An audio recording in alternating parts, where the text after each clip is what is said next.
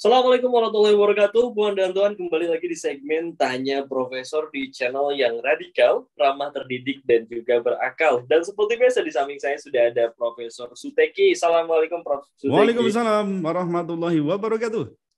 Baik, Prof. Suteki, kita mau membahas isu yang juga hangat ya belakangan ini. Bukan belakangan ini ya. Yeah. Karena saya pantau hampir di semua media itu keluar berita soal Jokowi sudah teken undang-undang ya. Dan kemudian pembangunan IKN itu dimulai dari sekarang, dari kemarin ya. Kemudian diteken. Wah, luar biasa ya. Saya bacakan Prof dua paragraf berita. Jadi ini dari, kalau tidak salah dari Tribun apa ya, dari Kompas ya. Presiden Joko Widodo, Jokowi secara resmi telah menekan undang-undang menekan Undang-Undang UU 3/2022 tentang Ibu Kota Negara atau IKN. Ini menandai dimulainya pembangunan IKN di Kalimantan Timur. Ya, ditandatangani tanggal 15 Februari ya. Mengutip keterangan resmi Kementerian Perencanaan Pembangunan Nasional atau Bappenas, Kamis 17 bulan 2, Menteri PPN Kepala Bappenas Suharso Monoarfa mengatakan pembangunan IKN akan menjadi awal peradaban baru bagi Indonesia. Luar biasa ya. Prof, apakah jenengan melihat arah peradaban baru yang sedang direncanakan, Prof? Maksudnya bagaimana sih masyarakat model-model saya nih, Prof, yang awam gitu, bisa memahami kehendak pemerintah soal peradaban baru ini seperti apa, Prof? Ya.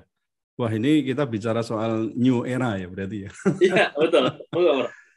Kalau ngomong soal IKN ini, saya ini harus ekstra hati-hati, Mas ya. Ya karena rencana proyek IKN ini kan sudah ada dalam tanda kutip ya, tumbalnya itu ya, Mas Edi Mulyadi itu ya, yang terseret kasus penghinaan terhadap suatu kelompok di lokasi baru IKN itu. Saya terus terang itu ya merasa ngeri ya ngeri-ngeri sedap gitulah ya. Ya gimana ya. Tapi intinya kan waktu itu kita memberikan pembelaan dalam arti ya bagaimana hak-hak dan juga dari Mas Edi terutama untuk mendapatkan perlindungan secara hukum meskipun sekarang menjadi seorang tersangka kan begitu. Nah kalau mengingat kasus-kasus yang menyertai itu memang kadang saya bertanya loh, terus di mana itu Pancasila itu ya? Karakter kita yang dalam ini tampaknya masih sering untuk punya kebiasaan saling melaporkan secara hukum.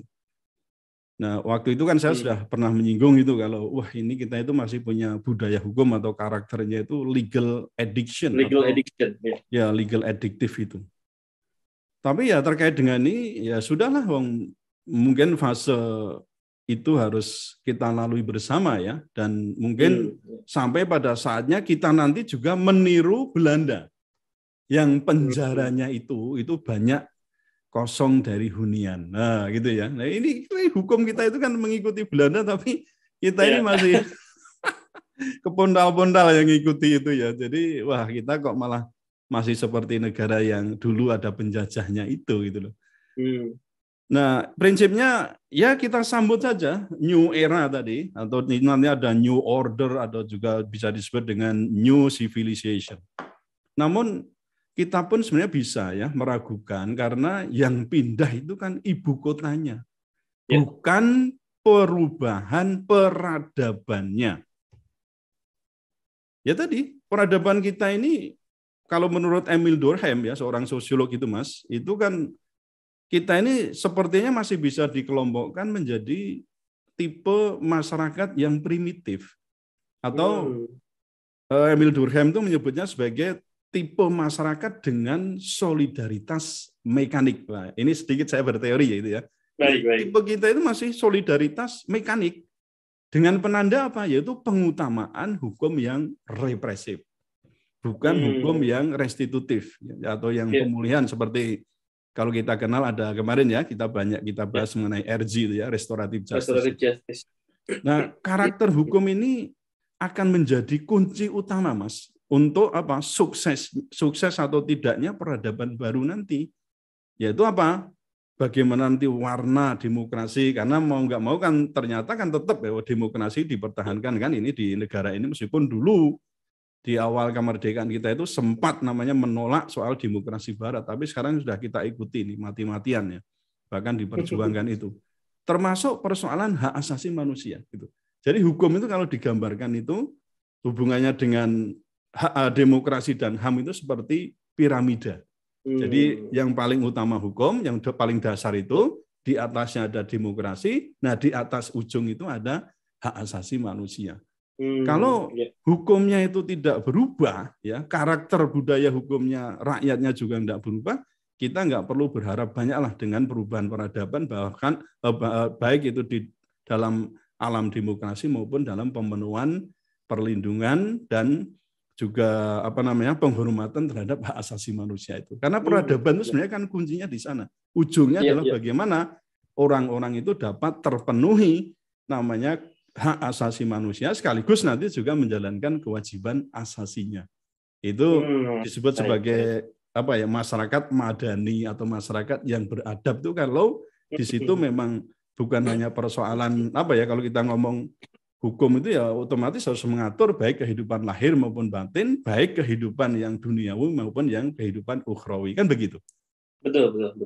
Ya, artinya bicara tadi solidaritas mekanik, kemudian jenengan menyinggung ya soal piramida, mulai dari hukum, demokrasi, dan hak asasi manusia. Artinya mungkin Prof. Zaki ingin menegaskan jangan kejauhan bicara peradaban kalau untuk mengkritik IKN saja kita harus. Itu yang saya mau begitu. Orang mengkritik aja atau bahkan ya ada sedikit mungkin dalam tanda kutip ya mungkin agak peyoratif gitu ya. Itu aja sudah dikandangkan kok kita mau ngomong soal peradaban baru. Peradaban baru macam mana? Baik ya. Menarik, Prof. Tapi Prof, soal pembahasan dimulainya proyek IKN ini apa yang ingin jenengan sampaikan, Prof? Selamatkah atau hati-hati atau gimana, Prof? Ya, secara singkat saya sampaikan ini ya, kalau pemerintah punya mau itu dan juga undang-undang tadi sudah dibentuk ya, maksudnya sudah diteken juga, artinya sudah nanti mesti akan jelas selanjutnya kan itu diundangkan atau mungkin sekarang sudah diundangkan. Cuma kemarin saya searching ke internet juga belum ketemu itu. Undang-undangnya itu PDF atau bentuk apa itu, terus terang saya belum menemukan. Tidak tahu kalau teman-teman lain sudah menemukan, nanti bisa share kepada saya. Nah, jadi prinsipnya kalau pemerintah punya mau dan undang-undang juga sudah membackup serta DPR itu juga seia sekata, terus apa yang bisa dilakukan oleh rakyat? Sementara ya kita ini akan hanya menjadi penonton ya. Nah, kemudian upaya untuk melakukan penolakan itu kan hanya akan ramai di jagat diskusi, kemudian juga pemberitaan, dan juga nanti akan ramai juga di jagat persidangan Mahkamah Konstitusi. Kalau nanti ada, kan ini memang sudah ada tokoh 45 tokoh yang mengajukan untuk judicial review di MK. Meskipun nanti mungkin jawaban MK untuk sementara ya tidak diterima dulu supaya diperbaiki karena undang-undangnya baru baru diundangkan itu baru beberapa kemarin dengan tadi Undang-Undang Nomor 3 Tahun 2022 itu. Nah, kalau toh nanti itu misalnya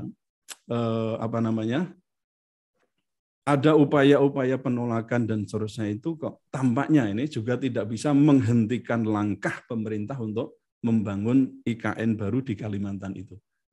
Dan kalau misalnya ya tadi uji material maupun formil ke MK itu terus dilakukan, seperti dulu sempat saya sampaikan, Mas, prediksi saya putusannya adalah konstitusional bersyarat. Karena nanti saya prediksikan MK itu akan menilai bahwa ini ada beberapa yang memang kekhawatiran, tapi kan ini kan isinya masih potensi-potensi, kerugian ini, kerugian itu, dan macam-macam itu isinya masih potensi-potensi, wong undang-undangnya baru dijalankan gitu loh, baru diundangkan. Jadi impact langsung yang besarnya itu belum. Nah, nanti persoalan ada lagi yang mengenai bentuk pemerintahan itu sampai sekarang masih debatable, terutama yang dikatakan pemerintahan khusus dengan bentuk namanya otorita itu. Ya, baik. Oke, Prof. Suteki, ini saya juga mengutip satu teks berita di berita tersebut. Jadi staf ahli Menteri PPN bidang hubungan kelembagaan, Diani Sadiawati, mengungkapkan bahwa tata kelola di IKN ini perlu kerja lincah atau agile, kemudian efektif dan juga efisien.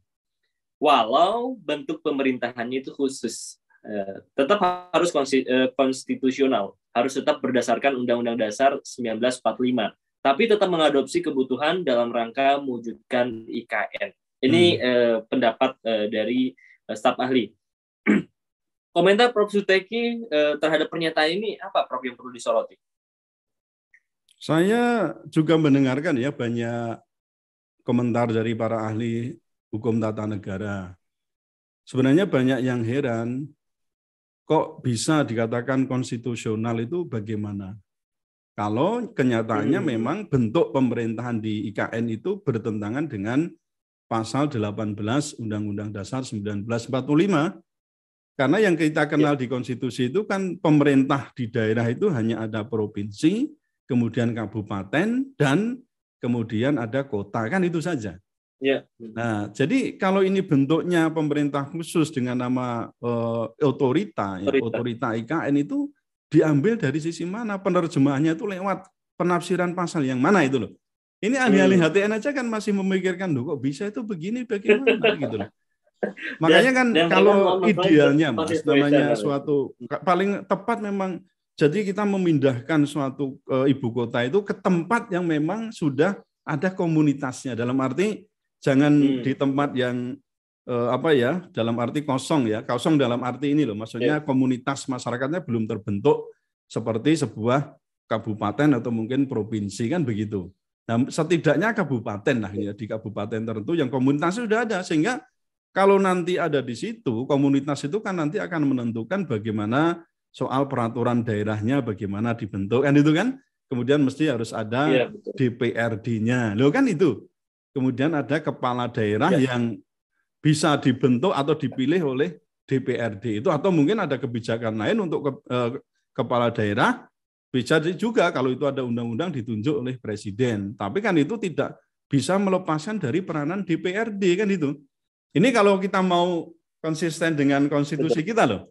Nah, jadi tadi ya aneh kalau misalnya dikatakan kalau bentuk pemerintahan ini dikatakan konstitusional. Nah, jadi dalam hal ini saya kira memang kita harus kembali kepada konstitusi tadi. Nah, kecuali begini Mas, bentuk otorita ini sifatnya hanya sementara ya, dalam rangka apa? Menyiapkan segala kebutuhan IKN. Baik itu masyarakatnya, ya, komunitas masyarakat tadi, infrastrukturnya, kemudian kelembagaan pemerintahan di IKN itu no problem. Jadi menurut saya memang bentuk pemerintahan IKN yang sekarang itu saya bisa menyatakan itu masih bertentangan dengan konstitusi, yaitu Undang-Undang Dasar 1945, terutama pasal 18 itu. Baik, Prof. Suteki. Pertanyaan terakhir melanjutkan dari otorita. Kalau saya lihat di Kompas itu pernah ada berita, Prof, kalau kepala otorita IKN Nusantara harus terpilih 2 bulan usai UU diteken. Sementara undang-undang sudah diteken, Prof. Artinya April itu harus udah ada. Ya. Tanggapan jenengan soal pengangkatan kepala otorita gimana, Prof? Ya karena sudah menjadi aturan di IKN, ya mau nggak mau saya juga bisa hanya bisa menghela nafas ya.